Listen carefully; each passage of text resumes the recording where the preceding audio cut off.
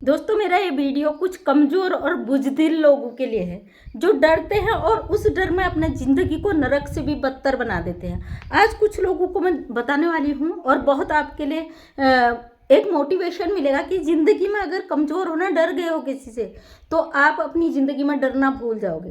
कभी आपने रोड पे चलते हुए कुत्ते को देखा? कुत्ता भौंकता है, आपके पीछे भागता है और तब तक भागता है जब तक आप कुछ बोलते नहीं हो, पलट कर उसे जवाब नहीं देते हो।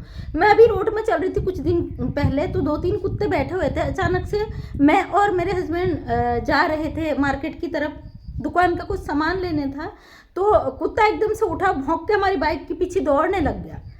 भौंकता हुआ बिल्कुल एकदम, वो भी डर गए, दरोगा जी भी, कहीं कुत्ता काट न ले। पीछे मैं बैठी थी तो अचानक से क्या हुआ, मैंने कहा बाइक रोको, रोको बाइक। उन्होंने बाइक रोका, अचानक से मैं खड़ी हो गई। वहाँ से मैंने एक पत्थर उठाया और कुत्ते को जब मारने को करा ना, कुत्ता एकदम चीखते हुए पलट के भाग गया।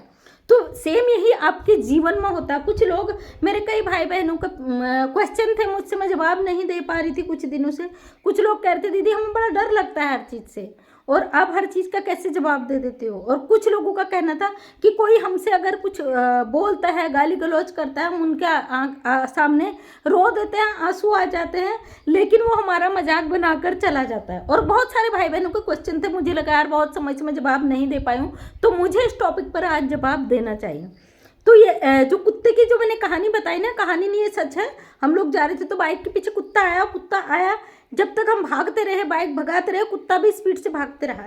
लेकिन जैसे ही बाइक रखी तो 1 सेकंड के लिए कुत्ता रुका कि बाइक रुकी तो रुकी क्यों, आखिर कैसे रुक गई चलती बाइक।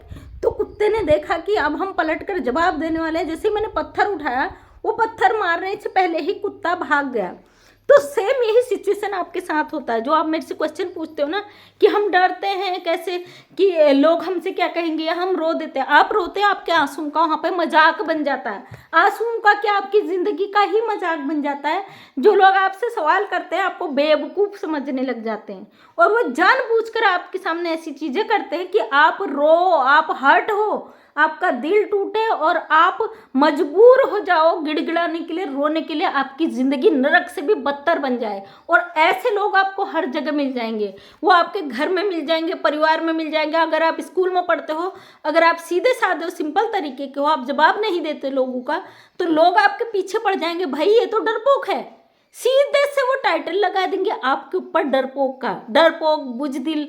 अगर आप चाहते हो ना, किसी की रिस्पेक्ट करते हो और उस वजह से जवाब नहीं देते हो, तो उसका वो गलत निकाल लेते, उसका गलत मतलब निकाल लेते हैं कि यार ये जवाब नहीं दे रहा भाई।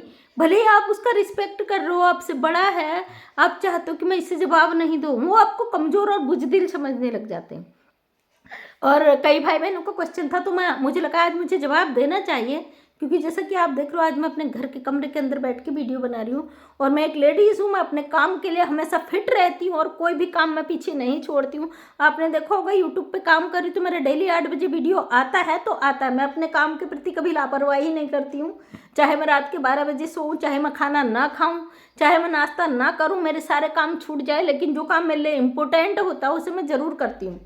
और मुझे लगा कि आज मुझे आप लोगों का जवाब देना चाहिए। एक बहन का मुझे कमेंट आया था बहुत पहले कि कोई भी मुझसे कितना ही जलील करे, मैं उसका जवाब नहीं दे पाती हूँ, बड़ा डरती हूँ बातों को करने से।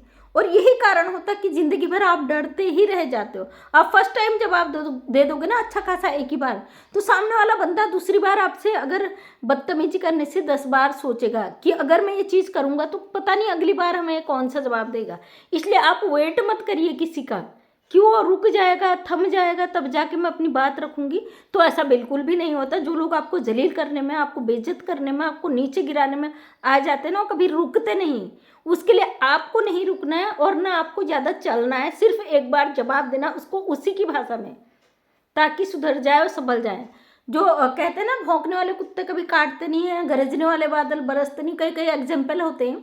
तो सेम यही चीज़ होता है, जो बादल बरसता है ना बार बार, बड़बड़ बड़बड़ बड़बड़, तो वो बारिश करता ही नहीं है। बारिश आपने देखा होगा, अचानक ही मौसम बनता है और बारिश बरस जाती है। सेम वही चीज़ यहाँ पे होती है। जो लोग आपको बार बार धमकियाँ देते हैं, आपको गालियाँ देते हैं, आपसे बदतमीजी करते हैं, या आपको नीचा दिखाने की कोशिश करते हैं, आप कोई भी काम करते हैं उसमें नुक्स निकाल देते हैं, चलते फिरते आपको टोक देते हैं, तो फिर वो इंसान कभी आपका भला नहीं सोच सकता।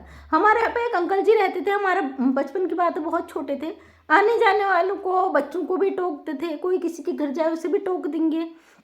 और मतलब हमेशा बच्चे समझते थे चलिए बुजुर्ग आदमी है, कोई बात नहीं, उनसे हेलो हाय नमस्ते करके चले जाते थे। उनको लगता था सयाना आदमी है, क्या इनसे गलत बोले। लेकिन उनका रोज़ का रूटीन बन गया था कि वो अगर बच्चा भी जा रहा उसे भी कुछ उल्टी सीधी बातें बोल देंगे, कोई बड़ा भी जा रहा उसे भी मतलब हमेशा निगेटिव बातें बोल देते थे, गलत चीज़। मैं कहती हूँ जब आप किसी का भला नहीं कर सकते तो किसी को गलत क्यों बोलना। सामने से व्यक्ति अगर जा रहा है, आपको कोई उससे न बेनिफिट है न नुकसान है, तो फिर सीधे से उसे जाने दीजिए।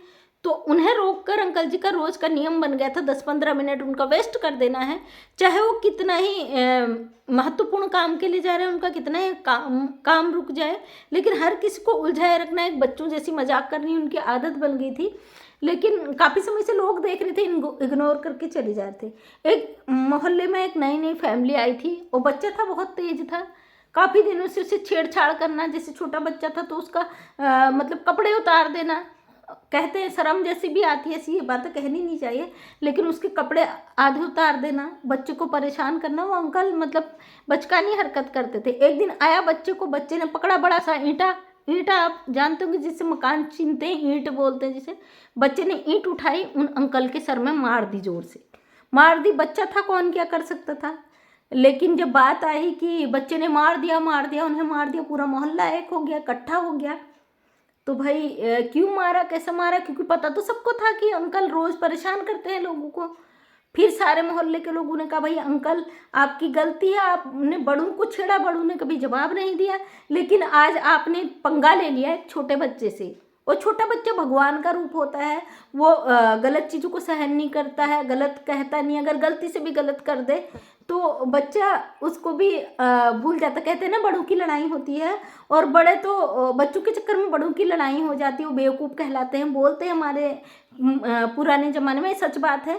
बड़ों के चक्कर में, बच्चों के चक्कर में परिवारों में घमासान हो जाता है, लेकिन पता चलता है कि परिवारों में बोलना चालना बंद है, अड़ोस पड़ोस में बोलना चालना बंद है, बच्चे शाम को साथ में खेलते दिख जाते हैं। सेम वही चीज़ हुई, लोगों ने कहा वो तो बच्चा था, कम से कम आपको तो शर्म आनी चाहिए थी, आप सयाने थे, आप बुजुर्ग थे, आप अपना डंडा पकड़ते रोज बच्चों के साथ छेड़छाड़ शुरू कर देते।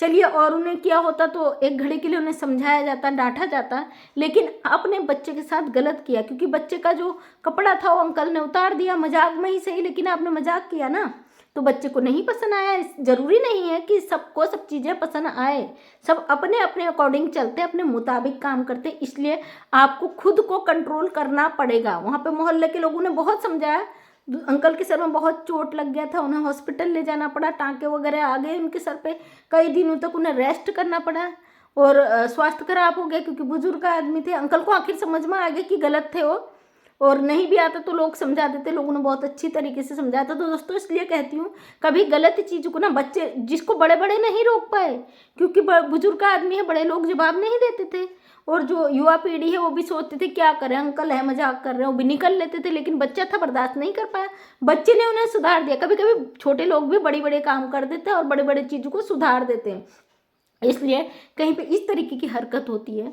और जैसा कि मेरा हमेशा मोटिव रहता है कि समाज को एक नई दिशा दिखा सकूं, नई चीज़ें कर सकूं।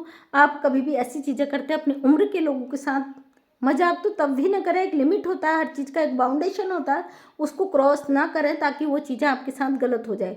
फिर जब अंकल को चोट लगी, हॉस्पिटलाइज हुए, भर्ती हुए, तो घर वालों ने भी ताना दिया कि आप ऐसी हरकतें घर में करते हो, चलो कोई बात नहीं घर के लोगों, लेकिन आप बाहर भी करते हो। फोड़ दिया सर और निकल गया सर का सारा खून। तो अंकल की अकल ठिकाने आ गई। मैं आप लोगों से भी कहती हूँ जो कमज़ोर लोग हैं ना, तो गलतियों को इतना मत बढ़ने दीजिए कि आप पे हावी हो जाए। अपना मान सम्मान अपना वो बहुत ज़रूरी है, अपने मान सम्मान के लिए कभी भी कंप्रोमाइज़ नहीं करें किसी से भी। और मेरे भी घर में मेरी बेटियां अगर उनको लगता है गलत है तो तुरंत जवाब देती हैं, तुरंत मतलब देर नहीं करती, जैसे कि मैं भी देती हूँ। तो मुझे अच्छा भी लगता है, क्योंकि अपने राइट के लिए, अपने अधिकारों के लिए आवाज़ उठा रही हैं, तो घर में उठा रही तो बाहर ज़रूर उठाएंगी। गलत मत करो और गलत मत सहो कभी भी। समाज को एक सही दिशा निर्देश देने में आप मदद कर सकते हैं। मैं मंजू विश्वकर्मा हल्द्वानी उत्तराखंड से विकलांग महिलाओं के लिए सपोर्ट करती हूँ, कार्य करती हूँ। मेरा छोटा सा NGO है, उससे उत्तराखंड में महिलाओं को रोजगार के लिए प्रेरित कर रही हूँ और कई करोड़ों की योजनाएं इस पर काम कर चुकी है, कर भी रही हैं फील्ड में। तो आप लोग अपना सहयोग बनाए रखें और समाज में अगर इस तरीके की दिशा निर्देश होते आपके नज़रों के सामने ऐसा कुछ गलत होता है उस पर ज़रूर आवाज़ उठाएं। जो बहन कह रही थी कि मुझे कोई कुछ कहता है मैं रोना धोना शुरू कर देती हूँ, अपने आंसुओं को जाया मत जाने दीजिए। इन आंसुओं की कीमत ना बड़ी कहते हीरे मोती से भी बढ़कर है, इनको संभाल कर सजो कर रखें क्योंकि ये अपनों के लिए सुख और दुख में बहाए जाते हैं। इनको जाया ना करें फालतू चीज़ों में, ये बहुत अनमोल होते हैं। जीवन बड़ा अनमोल है, इस जीवन को बचा कर सजो कर रखें क्योंकि ज़िंदगी से बढ़कर कुछ नहीं है। भगवान बड़े मुश्किल से जन्म देते हैं इंसान का, सदकर्म करें क्योंकि सब इसी ज़मीन पे रह जाता है, यहीं पे रह जाता है सब कुछ।